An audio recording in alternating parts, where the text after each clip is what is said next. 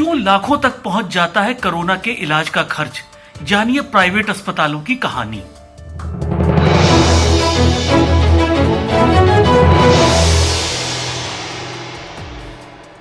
मरीज कोरोना से तो ठीक हो गया, लेकिन हॉस्पिटल का बिल देखकर जब ये कह दे कि मुझे जिंदा बचने का अफसोस हुआ, तो समझ लीजिए हालत किस हद तक बिगड़ चुके हैं।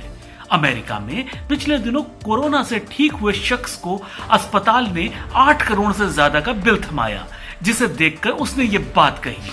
अपने देश भारत की बात करें तो यहाँ भी हालात बहुत अच्छे नहीं है। राजधानी दिल्ली में प्राइवेट अस्पताल में कोरोना इलाज का बिल 1 से 8.5 लाख तक पहुंच रहा है।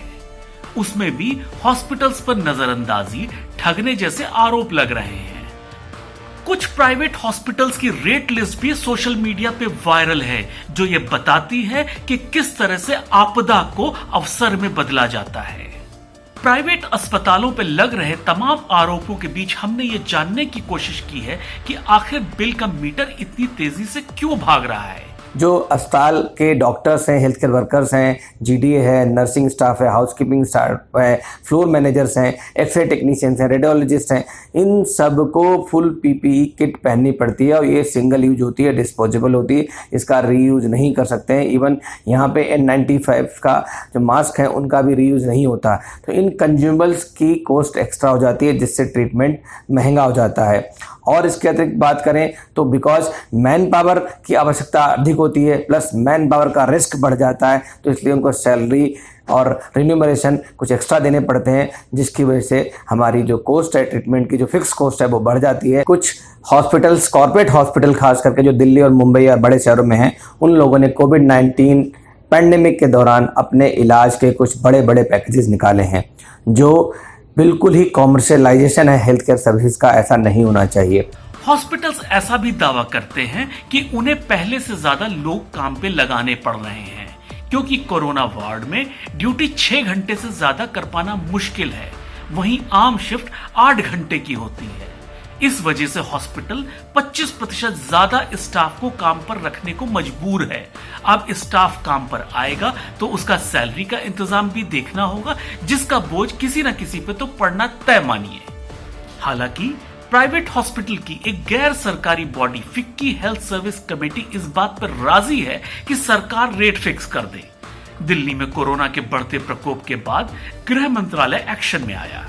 गृह मंत्री अमित शाह ने नीति आयोग के सदस्य वी.के. पॉल के नेतृत्व में एक आयोग का गठन किया, जिसने अपनी रिकमेंडेशन दे दी है, जिसके बाद कोरोना का इलाज का खर्च 2/3 कम हो जाएगा। लेकिन इसमें डर यह भी है कि कहीं प्राइवेट हॉस्पिटल इलाज में लापरवाही न करने लगे। इससे क्वालिटी ऑफ ट्रीटमेंट पे कोई फर्क नहीं पड़ेगा, क्योंकि जो गवर्नमेंट ने कैपिंग करी है वो सिर्फ रूम रेंट पे है, जिसके अंदर नर्सिंग और जूनियर डॉक्टर्स के चार्जेस होते हैं, डाइट के चार्जेस होते हैं, प्लस पीपीई किट के चार्जेस सम्मिलित हैं।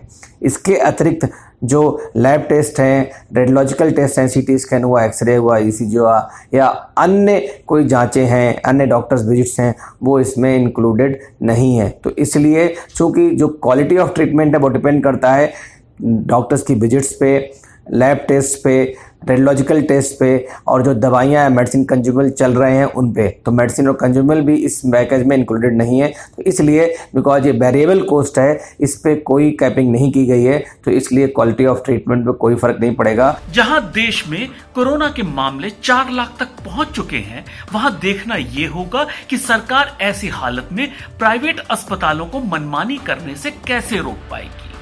तो आज के लिए सिर्फ इतना ही। इंतजार करिए खबरों के पंचनामा के अगले एपिसोड का, क्योंकि यहां हम रखते हैं हर खबर पे पैनी नजर। नमस्कार।